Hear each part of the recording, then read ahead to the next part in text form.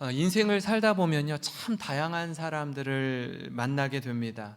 흥미로운 사실 중 하나는 뭐냐면 세상에 단 한 사람도 나와 같은 사람이 한 사람도 없다라는 사실입니다. 이 같은 엄마 뱃속에서 나와도 이 형제 자매도요, 각기 다를 뿐만 아니라 우리 교회도 보니까 몇몇 분의 그 쌍둥이가 있더라고요. 쌍둥이.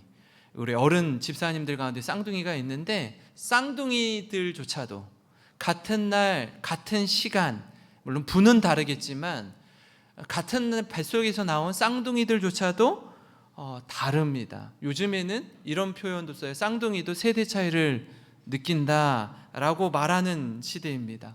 하나님이요, 창조주 하나님은요, 세상 모든 만물을 아름답게 지으셨을 뿐 아니라 모든 생물을 창의적으로 만드셨습니다. 그러니까 공장에서 기성품 찍어내듯이 옷 이렇게 S, M, L, X 라지 사이즈로 착착착 찍어내듯이 만들지 않으시고요, 각기 다 다르게 참 놀라울 정도로 아주 버라이어티하고 아주 멋지게 우리를 창조하셨습니다. 그래서 우리가 관계를 맺을 때 서로 존중해야 합니다.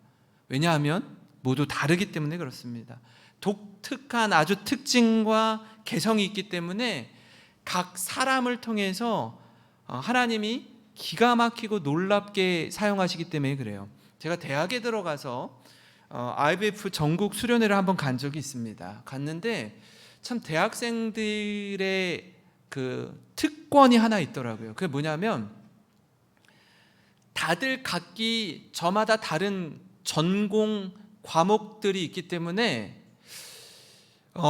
잠실 실내체육관에서 전국 수련회를 했는데 갑자기 식사를 하는 중에 길바닥에 앉아서 식판에 밥을 타서 식사를 하는데 한 자매가 간질이 왔어요. 처음에 저는 처음 봤기 때문에 깜짝 놀랐거든요. 깜짝 놀랐습니다. 식사를 하다가 갑자기 부르르 떨더니 거품을 물고 쓰러져서 굉장히 당황스러운 상황이 펼쳐진 거예요. 많은 아이들이 보고 있잖아요. 그죠? 어떤 학생들은요, 잡고 이런 상황을 처음 경험했기 때문에 그 자매를 잡고 막 기도를 하기 시작했어요. 근데 의대 다니는 친구들이랑 간호과 아이들이 와가지고 허리띠를 풀고 몸을 릴렉스 시키고 편안한 상태로 두더라고요. 그리고 주변을 다 가려주는 거예요. 나중에 의사가 와서 이렇게 도와주고 아이를 데리고 이렇게 가는데 과가 다 다르니까, 상황이 다르니까 그 상황에 맞게 대처하는 법도 다 다르더라고요. 그러니까 하나님께서 그 사람의 장점과 전공에 맞게 사용하시는데 얼마나 멋지고 아름답게 쓰시는지 제가 보고 그때 그 장면을 잊을 수가 없습니다. 하나님이 우리를 다 다르게 각자 개성 있고 강점으로 일하시는구나를 보았습니다. 근데요, 그 가운데 유독 눈에 띄는 몇몇 사람들이 있어요. 그런 사람은요, 어떤 사람이냐면 그 세상에 감당하지 못하는 사람이 있습니다. 어떤 사람을 세상이 감당하지 못할까요? 사람이 가장 두려워하는 게 뭐죠? 죽음입니다. 죽음이에요. 죽음 앞에서는요, 어른 아이 할 것 없이 두려움에 사로잡혀요. 우리의 생명을 누군가 위협하잖아요. 그러면요, 아무리 강심장이어도요, 마음이 확 녹아버립니다. 어떻게 해야 될 줄 몰라요. 긴장하게 되고요, 두렵고 벌벌 떨게 됩니다. 근데 그 모두가 두려워하는 죽음을 두려워하지 않는 사람은 세상이 감당하지 못합니다. 왜냐하면 그 사람은 죽음 너머의 영원한 생명을 소망하는 사람이기 때문에 그렇습니다. 이런 사람은요, 감당이 안 돼요. 그런 사람 앞에서는요, 어떤 협박과 어떤 위협도 힘을 잃어버립니다.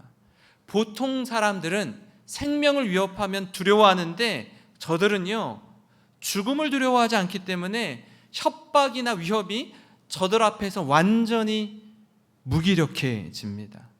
여러분, 같은 맥락에서 오늘 이 히브리서 11장 믿음장을 갈무리하는 가운데 우리는 이런 사람들을 만납니다. 믿음의 사람은요, 하나님을 향한 절대 믿음을 가지고 하나님을 기쁘시게 하는 자로 사는 사람입니다. 믿음의 사람은 내 생각, 내 경험, 내 계획보다 하나님의 말씀, 하나님의 계획, 하나님의 부르심을 따라 사는 사람입니다. 왜냐하면 그 믿음의 사람들은요, 내가 불완전하고 하나님은 완전한 분임을 믿기 때문에 그래요. 우리 힘과 능력을 의지해서 살아봤는데 그 한계가 어떠한지 철저히 경험했기 때문에 그렇습니다. 그래서 여러분, 믿음으로 순종한 그 은혜의 흔적, 거룩한 부르심을 따라 사는 거예요. 우리가 히브리서 11장 처음 시작할 때 아벨로부터 시작해서 기생 라합의 이야기까지 저들이 어떻게 믿음으로 살고 믿음을 따라 죽었는지 함께 나누었습니다. 이외에도 수많은 믿음의 증인들이 있지만요, 여러분, 말씀에 다 담아낼 수가 없는 거예요. 그래서 마지막으로 오늘 우리가 읽은 이 32절부터 40절까지의 말씀을 통해서 믿음의 그 스페셜 리스트를 업하고 또 이를 통해서 우리가 어떻게 살아야 되는지, 2025년도를 살고 있는 그리스도인들이 어떻게 살아야 하는지 도전하고 있습니다. 여러분, 이처럼 이 믿음의 사람들의 특징이 몇 가지 있는데요, 첫 번째 특징은 뭐냐면요, 믿음으로 승리한 놀라운 은혜의 흔적이 있다라는 겁니다. 믿음으로 사는 자는요, 거침이 없습니다. 믿음으로 사는 자는 사람이 아니라 하나님을 두려워합니다. 그래서 믿음의 증인들의 삶을 전하면서 저들이 여러분, 위기의 때에 결정적인 순간에 얼마나 담대하고 드라마틱한 승리를 얻으며 살았는지, 그걸 경험했는지 우리에게 도전하고 있습니다. 믿음으로 승리한 인생들의 멋진 이야기들을 신앙의 후배들에게 거침없이 담대하게 살아가도록 우리를 도전하는데요, 33절 34절을 보면 이렇습니다. 우리 한번 같이 읽겠습니다. 시작. 그들은 믿음으로 나라들을 이기기도 하며 의를 행하기도 하며 약속을 받기도 하며 사자들의 입을 막기도 하며 불의 세력을 멸하기도 하며 칼날을 피하기도 하며 연약한 가운데서 강하게 되기도 하며 전쟁에 용감하게 되어 이방 사람들의 진을 물리치기도 하며. 우리가 읽은 이 33절 34절은요 믿음으로 승리한 이들의 아주 멋진 모습을 담고 있어요. 이런 사람이 누구였는지 제가 한번 성경을 좀 찾아보니까요, 믿음으로 나라를 이긴 사람은 그 출애굽해서 가나안 땅에 들어가기까지 모세가 이스라엘 백성들을 인도하잖아요. 그리고 실제로 가나안 정복 전쟁을 인도한 사람 누구예요? 여호수아이죠. 그러니까 믿음으로 나라를 이긴 사람은 이 여호수아와 또 이스라엘의 두 번째 왕이었던 다윗 시대에 이스라엘이 얼마나 그 영토를 확장했는지 주변 나라들을 물리쳤던 다윗입니다. 의를 행했던 사람은 누구냐면 이 노아의 홍수 심판, 홍수로 물 심판으로 세상을 멸할 때 의로운 자라라고 칭함받던 그 노아를 가리키고요, 바벨론 포로의 신분에도 불구하고 믿음을 끝까지 지켰던 다니엘을 말하고 있습니다. 약속을 얻었던 사람은 누구냐면요, 그 아브라함과 사라예요. 100세가 되도록 자녀가 없던 그에게 하나님이 약속해 주시죠. 이 약속을 끝까지 믿고 순종했던 아브라함과 사라를 가리킵니다. 사자들의 입을 막은 사람은 누구일까요? 다니엘의 세 친구가 아니라 다니엘이죠. 다니엘. 사자굴에 들어갔던 다니엘입니다. 하루에 3번 예루살렘을 향해서 문을 활짝 열고 기도했던 다니엘. 왕이 4번이 바뀌고 나라가 바뀌어도 다니엘이 그 나라의 국무총리로, 페르시아와 바벨론의 국무총리로 있었던 다니엘, 아무리 털어도 먼지 하나 나지 않았던 다니엘에게 자신의 신앙을 건드려서 사자굴에 던져지게 되죠. 하나님이 그를 구원해 주십니다. 그럼 불의 세력을 멸한 사람은 누구인가 하면 다니엘의 세 친구입니다. 두라 평지에 느부갓네살 왕이 금신상을 세웁니다. 지금 우리나라식으로 따지면은 아마 롯데타워 정도 될 것 같아요. 서울 웬만한 데서는요, 롯데타워가 123층이잖아요. 63빌딩의 거의 2배 높이인데 맑은 날에는요 어디서 봐도 거의 다 보여요. 네, 그러니까 그 정도로 저 금신상을 세우고 나팔이 울리면 어디 있든지 금신상을 향해 절하라 라는 명령을 하죠. 그 명령에 불응했던, 불순종했던 다니엘의 세 친구, 다니엘은 그때 없었던 것 같아요. 그래서 풀무불에 들어가잖아요. 그곳에서 하나님의 형상을 닮은 누군가가 저들을 보호하고 지켜주었다라고 합니다. 그러니까 불의 세력을 멸한 사람들은 다니엘의 세 친구였습니다. 칼날을 피한 사람은요, 사울 왕에게 끊임없이 쫓겨다녔지만 하나님의 보호하심 가운데 구원받은 다윗과 아합과 이세벨의 박해에도 끝까지 믿음으로 승리했던 엘리야를 가리킵니다. 여러분, 저들의 모습을 보면요 거침이 없습니다. 너무나 담대한 거예요. 사실 믿음의 사람들이 믿음을 지키면서 살아가는 이 환경은요 만만치 않습니다. 엄청나게 혹독해요. 한번 생각해 보세요. 서두에 말씀드린 이 믿음의 사람들이 신앙을 지킨다? 생명을 거는 거예요. 죽음을 두려워하지 않는 거예요. 다니엘의 세 친구가 뭐라고 하죠? 그 찬양 있잖아요. 그리 아니하실지라도 왕이시여 제가 왕이 만든 신상 앞에 엎드리지 않겠습니다. 절하지 않겠습니다. 어떻게 돼도요? 풀무불에 들어가서 죽는다라고 해도. 그러니까 믿음은요 삶으로 증명되는 거예요.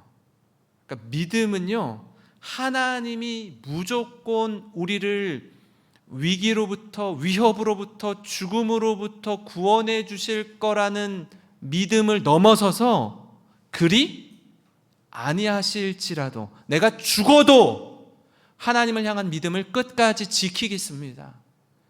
이게 믿음의 사람들의 모습이라는 겁니다. 하나님이 저들을 지켜주시고 피할 길을 주시고 구원하셔요. 이를 통해서 주위의 사람들이 이렇게 생각할 수 있죠. 저들이 믿는 하나님 살아계시는구나. 저들이 믿는 하나님이 저들의 하나님 되시는구나. 이걸 경험하게 되는 겁니다. 사랑하는 성도 여러분, 우리도요 이 믿음의 선배들처럼 거침없이 담대하게 믿음으로 순종하는 우리 성도님 되시기를 소망합니다. 수많은 이유와 핑계와 변명을 들 수 있지만 그 모든 걸 뒤로하고 하나님 앞에서 하나님, 제가 이 한 목숨 걸고 이 한 생명 바쳐서 끝까지 믿음의 경주를 완주하겠습니다. 이렇게 힘차게 살아가는 모든 성도님 되시길 주님의 이름으로 축원합니다. 그런가 하면요 믿음의 증인들의 특징 다른 한 가지 뭐냐면 사실 이게 더 중요한데요, 그러나 생명이 다하기까지 믿음을 지킨 뭐가 있다? 희생의 흔적이 있다라는 거예요. 첫 번째 포인트는요, 믿음으로 승리했던 이들을 쭉 33절 4절에 나열했습니다. 그런데 실제는요, 실제 우리가 마주하는 이 세상은요, 믿음을 지키다가 끝내 목숨을 다한, 믿음을 지키다가 세상에 찌끄러기처럼 버려지는, 무시당하는, 아파하는 이들이 훨씬 더 많다라는 거예요. 그래서 아마 첫 번째 포인트를 함께 나눌 때, 첫 번째 대지를 나눌 때 어떤 분들은 아유, 목사님 전 이렇게 못 살아요, 이렇게 살 용기가 없고요, 자신이 없습니다, 이럴 만한 믿음이 없다고요 말씀하실지 모르겠어요. 왜냐하면 우리도 이렇게 멋지게 살고 싶은데 그렇게 살지 못하기 때문에 그래요. 그보다 훨씬 더 안전하고 평안한 삶을 누리면서 이걸 놓치고 싶지 않기 때문에 주저하는 우리의 모습이 있어요. 중요한 순간에, 결정적인 순간에 작동하지 않는, 결국은 안정을 택하고 평안을 택하고 도전하지 않는 우리의 작고 초라한 믿음을 보게 됩니다. 사실 우리는요, 믿음으로 순종해서 얻는 이 드라마틱한 승리와 기쁨보다 믿음의 도전을 통해 경험하는 시련과 고난이 훨씬 더 많기 때문에 그래요. 다시 말해서 과거에 우리 삶에 하나님의 약속을 붙잡고 믿음으로 도전한 경험이 있어요. 경험이 있는데 그렇게 해서 앞서 말씀드린 것처럼 승리의 경험, 하나님이 높여주시는 경험, 남들보다 돋보이게 되는 경험이 있으면 좋은데, 그런 경험보다는 믿음으로 도전했다가 크게 깨지거나 호되게 손해본 적이 더 많아요. 그래서 적지 않은 충격도 받았습니다. 만약에 승리의 기쁨, 하나님의 은혜, 이걸 더 많이 경험했다면 그걸 토대로 더 큰 믿음으로 더 크게 도전할 텐데, 그러지 못한 경험이 훨씬 많은 거예요. 그러니 위축되죠. 안전지대를 찾죠. 복지부동이죠. 배를 깔고 엎드리고 이 위기가 지나갈 때까지 꼼짝하지 않아요. 우리 고백이요, 우리의 작은 믿음이기도 합니다. 히브리서 기자는요, 우리 마음을 다 들여다보고 있는 것 같아요. 35절 이하의 말씀을 통해 우리에게 도전하는데요, 이 말씀을 읽을 때 우리 마음에 찔림이 있습니다. 왜냐하면 믿음으로 산다라는 건 그저 이 땅에서 그리스도인으로 살아갈 때 승리가 보장된 인생을 사는 게 아니라, 그리 아니하실지라도 하나님을 향한 믿음, 온전한 신뢰를 저버리지 않겠다는 걸 말하기 때문에 그래요. 진짜 믿음이 뭔지 깊이 생각하게 합니다. 35절부터 7절인데요, 여자들은 자기의 죽은 자들을 부활로 받아들이기도 하며, 또 어떤 이들은 더 좋은 부활을 얻고자 하여 심한 뭘 받아요? 고문을 받되 구차히 풀려나기를 원하지 아니하였으며, 또 어떤 이들은 조롱과 채찍질 뿐 아니라 결박과 옥에 치는 시련도 받았으며, 돌로 치는 것과 톱으로 켜는 것과 시험과 칼로 죽임을 당하고 양과 염소의 가죽을 입고 유리하여 궁핍과 환난과 학대를 받았으니. 이게 그리스도인의 모습인 거예요. 믿음의 사람의 모습이 아까 33절 4절 읽은 것보다 여기 더 많이 가까워요. 너무 힘들어요. 죽은 자들을 부활로 받아들인 여자들이 누구일까요? 엘리야를 통해서 죽은 아들이 다시 살아나게 된 이 사르밧 과부와 엘리사를 통해서 아들이 생명을 다시 얻은 수넴 여인을 가리킵니다. 구약의 선지자들 가운데 심한 고문을 받고 조롱과 채찍질을 당한 이들이 많았습니다. 그 중에 대표적인 사람이 이 스가랴인데요. 그는 성전에서 돌을 맞아 죽임을 당했어요. 전승에 따르면 이사야 선지자 역시 므낫세 왕에 의해 톱으로 켜져 죽임을 당했다라고 말하고 있습니다. 광야와 산과 동굴과 토굴에서 유리한 사람은요, 사울 왕의 추격 가운데 숨어 지냈던 다윗과 아합과 이세벨을 통해 숨었던 엘리야를 가리킵니다. 그러니까 앞서 말씀드렸던 믿음으로 승리한 이들의 이 찬란한 모습과 너무나 대조적이죠.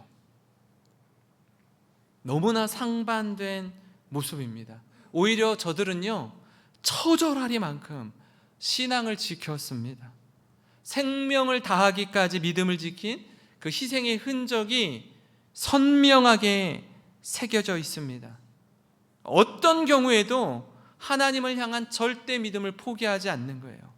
자신의 목숨을 기꺼이 내어놓는, 앞서 읽은 신앙의 선진들은 어떻게 했죠? 목숨을 내어놨는데 하나님이 구원해 주셨어요. 근데 35절부터 7절은 목숨을 내어놓았는데 목숨을 잃어야 되는 거예요. 죽음으로 믿음을 증명하는 겁니다. 사랑하는 성도 여러분, 이 시간 하나님이 우리에게 전하고자 하는 메시지가 무엇인지 깊이 생각하면 좋겠습니다. 믿음으로 산다는 게 뭔지, 믿음 가운데 죽는다라는 게 뭔지 깊이 묵상하고 엎드려 기도하는 우리 성도님 되시기를 바랍니다. 신앙은요, 추상적이지 않습니다. 신앙은 우리 삶에 구체적으로 작동되고 영향을 미칩니다. 그래서 믿음이 있는 사람과 믿음이 없는 사람의 삶의 방식과 태도와 생각이요, 전혀 달라요. 여러분, 세상에서 예수님의 복음을 믿지 않는 사람들이 어떤 가치관을 가지고 사는지 들으시잖아요. 보잖아요. 저들이 추구하는 게 뭔지 다 아시잖아요. 때로 우리도 그 가치관에 편승해서 살려고 하잖아요. 만약에 나는 믿음이 있고 저 친구는 믿음이 없는데 믿음이 있으나 없으나 추구하는 가치관이 같다면 우리 신앙을 한번 점검해 봐야 합니다. 이 다름이 없다면 정말 내가 복음을 제대로 믿고 있는지 확인해야 합니다. 하나님께서 우리를 향해서 권면하시는 믿음의 길, 내가 가야 할 길, 내가 살아야 할 모습이 어떠한지 성경을 통해서 도전받고, 주님, 어렵고 힘들어도 이 길 따라 걷겠습니다. 끝까지 믿음의 경주를 완주하시는 우리 모든 성도님 되시길 주님의 이름으로 축원합니다. 마지막으로요, 믿음의 증인들의 특징은 바로 이겁니다. 바로 이런 사람은 세상이 감당치 못하는 자라라는 겁니다. 오늘 말씀의 방점은요, 여기에 있습니다. 우리는 대부분 첫 번째 특징처럼 믿음으로 순종했을 때 아주 멋지고 화려한 승리, 이것을 통해 세상을 향해 도전하고 복음을 전하기 원합니다. 이런 말 하고 싶어요. 나 봐. 나처럼 예수 믿어봐. 하나님 살아계시잖아. 그렇게 자신 있게 담대하게 복음을 전하고 외치고 싶은 마음이요, 굴뚝 같아요. 근데 사람들이 우리를 향해서 뭐라고 하냐면요, 야, 너 믿음으로 사는데 왜 이렇게 고난당하는 거야? 믿음으로 사는데 왜 큰 질병으로 고통당하냐고. 믿음으로 사는데 너는 왜 하는 일마다 되는 게 없어? 그렇게 따져 묻는 세상의 소리를 듣습니다. 사실 우리는요, 이 후자인 경우가 훨씬 많아요. 믿음이 뭐가 중요하냐고. 지금 당장 먹고 사는 게 중요하지. 하나님이 당신을 이렇게 챙겨주지 않는데 뭘 믿냐고. 이런 조롱, 비아냥 수군거림을 들으면요, 마음이 아파요. 억장이 무너집니다. 저들의 말이 하나부터 열까지 다 옳은 것 같거든요. 그래서 더 속상해요. 여기서 우리가 놓치는 부분이 하나 있습니다. 저들이 아직 모르는 부분이 있다고요. 그런 고난 중에 세상이 도대체 이해하지 못하는 상황 가운데서도 포기하지 않는 믿음이에요. 저들이 어느 때 그 단단하고 아주 강팍했던 마음이 물녹듯이 녹냐면, 우리가 이렇게 힘든데, 이렇게 고난 가운데 곤고한 인생길을 걷고 있는데 믿음을 저버리지 않는 거예요. 자기 같으면 조금만 힘들고 어려워도 하나님이고 뭐고 등 돌리고 주랭랑 칠 것 같은데, 믿음의 사람이라고 하는 내 친구, 내 자녀, 내 부모님, 내 형제가 이 믿음을 저버리지 않는 거예요. 뭐지? 뭐가 저 사람을 붙잡고 있지? 10번이고 100번이고 통곡하고 울고 무너질 법한 상황 속에서도 흔들리지 않고 끝까지 믿음을 지킨다라는 게 뭔지 보여주는 그 사람 때문에 도전받는 거예요. 하나님을 향한 절대 믿음을 갖는 것입니다. 우리 가운데 가장 두려워하는 게 뭐라고요? 죽음이라고요. 죽음 앞에서 인간은 한없이 약하고 초라해집니다. 엄청난 부와 명예와 뛰어난 외모와 젊음, 이 모든 걸 다 가진 듯 해도요, 죽음 앞에서는 한낱 신기루에 불과합니다. 물 한 개처럼 아침 햇빛이 비추면 언제 그랬냐는 듯, 제 아무리 대단한 사람이라도요, 그 호흡이 끊어지면 다 놓고 가야 돼요. 인간은 그 죽음을 가장 두려워합니다. 서두에 말씀드린 것처럼 누군가 우리에게 생명을 위협하면 두려움에 사로잡혀요.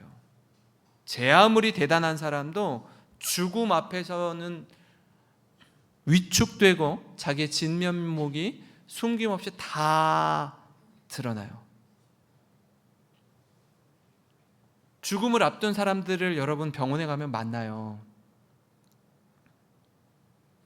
마지막까지 소리를 지르면서 괴로워하면서 원망하면서 세상을 떠나는 이들이 있어요. 마지막까지 복음 앞으로 돌아오지 않는 이들이 있어요. 당장 내일 죽는다는 걸 알면서도 믿지 못하는 사람들이 있어요.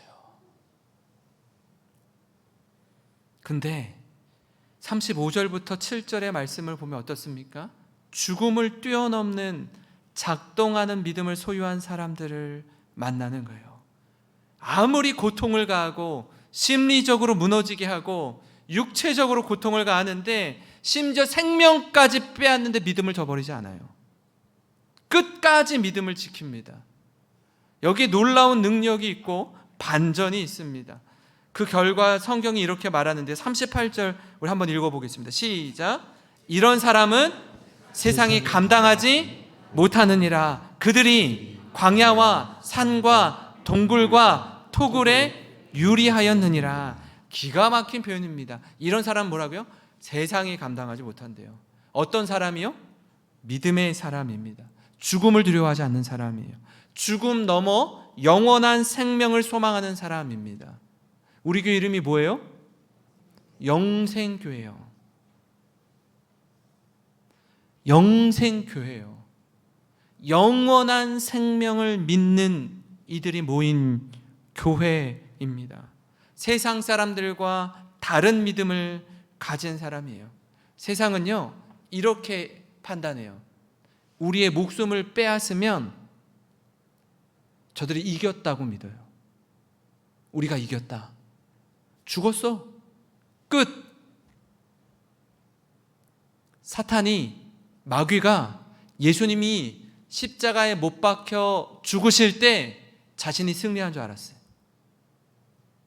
별거 아니네. 죽네. 내가 이겼어. 라고 생각했어요. 모두가 두려워하는 그 죽음, 참혹한 죽음, 그 죽음을, 그 사망 권세를 이기시고 부활하신 예수 그리스도, 죽음도 어찌하지 못하는 빈 무덤 앞에서 저들은 완전히 패배했습니다. 사랑하는 성도 여러분, 우리는 예수 그리스도 안에서 완전히 새롭게 된 그리스도인입니다. 이 감격과 승리와 은혜, 이 믿음 가운데 살아가는 자들이 저와 여러분인 줄 믿습니다. 그렇기에 제가 우리 성도님들 이야기를 이렇게 듣다 보면 어느 한 분도 평안한 가운데 어려움 하나 없이 지내시는 분 한 분도 안 계시더라고요. 목사이지만 어떻게 도와드릴 수 없는, 그저 뒤에서 묵묵히 기도밖에 할 수 없는 너무나 무기력한 모습에 마음이 아플 때가 많이 있어요. 근데 우리는요, 죽음 넘어 영원한 생명을 선물로 주신 예수 그리스도를 믿는 그리스도인인 줄 믿습니다. 그래서 넘어지지 않고, 아주 엎드러지지 않고 끝까지 주님과 동행하는 믿음의 길을 힘있게 걸어가시는 우리 모든 성도님 되시길 주님의 이름으로 축원합니다.